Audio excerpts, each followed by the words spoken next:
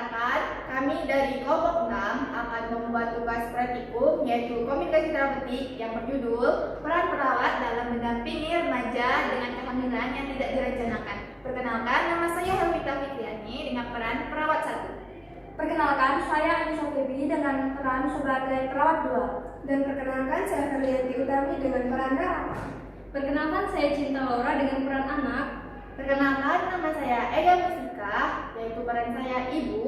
Perkenalkan, nama saya Agus Putra Pratama, berperan sebagai bapak.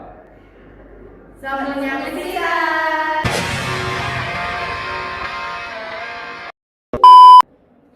Di video ini menceritakan tentang seorang remaja perempuan yang berusia 17 tahun yang mengalami tanda-tanda kehamilan dan takut untuk memberitahukan kepada kedua orang tuanya.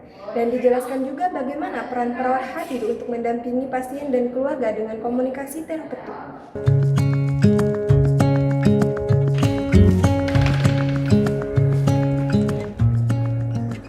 Permisi, saya mau ini anak saya nih.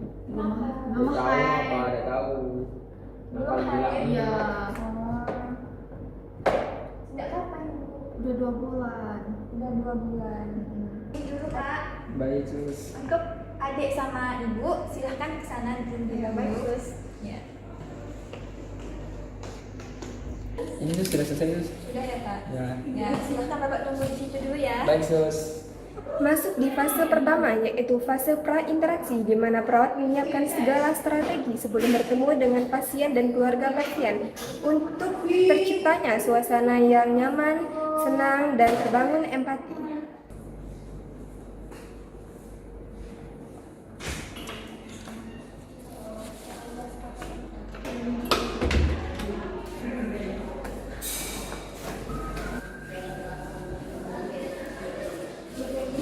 Ya, sebelum kita masuk, mari kita samakan dulu cara pendekatannya. Pasien kita ini remaja 17 tahun, ada tanda hamil, sering mual, haid terlambat, tapi dia masih belum mau mengaku. Orang tuanya juga terlihat sangat emosional. Betul, Ibu Helmita. Jadi bagaimana kalau saya menangani orang tuanya dan kamu menangani anaknya? Setuju, intinya kita ingin suasana tetap tenang, terbuka, dan keluarga bisa menerima keputusan apapun nantinya. Baik, mari kita masuk.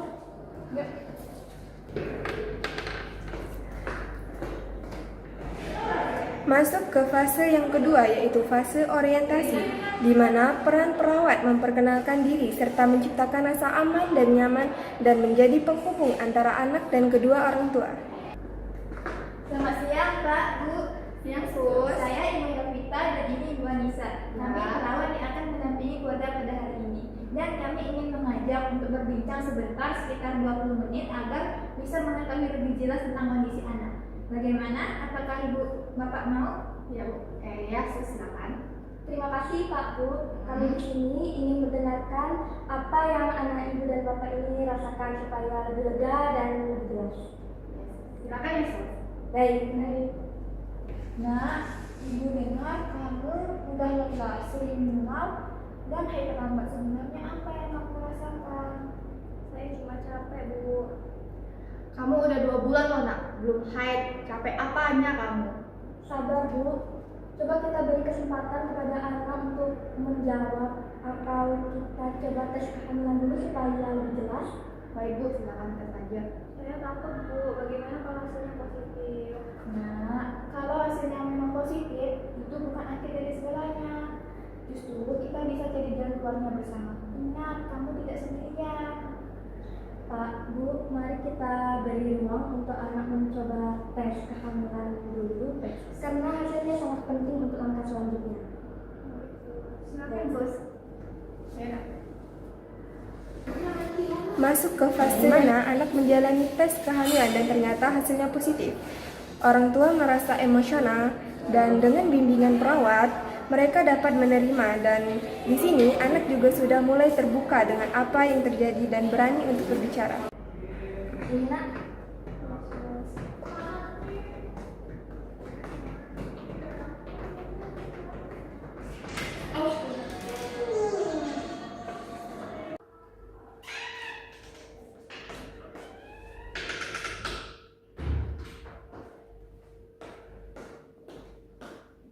Gimana nak hasilnya? Hasilnya positif Bu, saya benar hamil. Ya Allah nak, kenapa kamu baru bilang sekarang nak? Astagfirullah nak. Kamu sadar nggak perbuatan kamu ini sangat mengecewakan keluarga? Maaf Pak, maaf Ma. Aku takut untuk cerita. Sabar Pak, Bu. Saya mengerti rasa kecewa dan sedih sangat besar sekali, tetapi anak sekarang sangat rapuh dan butuh dukungan. Kehamilan di usia muda sangat beresiko baik secara fisik maupun mental. Dengan dukungan medis, dukungan keluarga dan juga konseling, insya Allah kondisinya lebih aman. Nah, meskipun kamu merasa takut, tapi ingat bahwa kejujuran pada hari ini adalah awal dari jalan keluar. Kehamilan di usia muda bukanlah hal mudah, tapi bukan akhir dari segalanya. Kita akan bersama-sama mencari solusi agar kamu tetap sehat, baik fisik maupun emosional.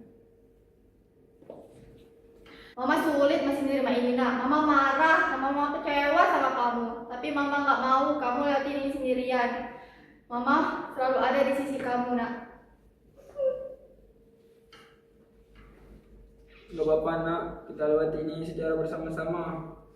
Bagus sekali Pak, Bu. Untuk sekarang mari kita buat rencana bersama untuk pemeriksaan kesehatan, dukungan psikologis, serta persiapan ke depan. Yang terpenting jangan biarkan anak sendirian ya Pak, Bu. Baik sus. Baik. Selanjutnya masuk ke fase terminasi, di mana anak sudah merasa lega setelah percakapan. Perawat pun memberikan arahan untuk kontrol ke dokter kandungan serta konseling ke psikologis. Kedua orang tua pun mendukung dan ingin selalu berada di sisi anak. Nah, setelah kita berbincang tadi dan dengar respon mama sama papa, sekarang bagaimana perasaannya? Aku masih takut sih Bu, tapi rasanya jadi lebih ringan karena papa mama tetap ada buat aku. Bagus sekali nak, perasaanmu penting untuk kita tahu dan jangan lupa kita semua ada di sini buat kamu. Baik, langkah selanjutnya kita akan membawa anak segera memeriksa ke dokter kandungan dan mendapat dukungan psikologis untuk keluarga. Jadi bagaimana menurut Bapak dan Ibu? Baik Bu, kami setuju. Terima kasih banyak ya Bu, sudah sabar menemani kami. Dan saya lebih kuat setelah mendengar penjelasan dari Ibu. Baik, sama-sama Bu. Ini sudah menjadi tugas kami juga. Terima kasih juga Bu, saya jadi merasa lebih lega walaupun masih takut sedikit. Sama-sama nak, ingat ini bukan akhir ya. Dengan dukungan keluarga, kamu bisa melewati ini semua. Ya Bu, terima kasih Bu. Iya, sama. Baik, mari Pak, mari Bu, kami antarkan ke depan. Baik Sus, terima kasih ya Sus. Silakan.